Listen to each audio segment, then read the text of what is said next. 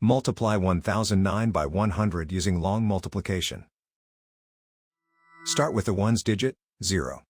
Multiplying by 0 makes this whole row 0. The first partial product is 0. Now use the tens digit, 0.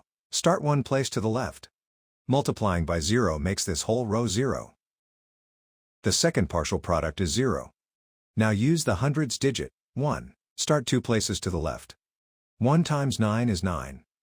1 times 0 is 0. The next digit is also 0, so that column is 0 too. 1 times 1 is 1. The third partial product is 100,900. Now add the partial products, working from right to left. The ones and tens columns each add to 0. Move right to left, 1 column at a time. In the hundreds column, 0 plus 9 is 9.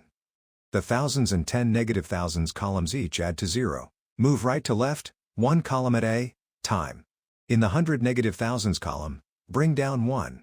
The whole negative number product is 100,900. So 1009 times 100 is 100,900.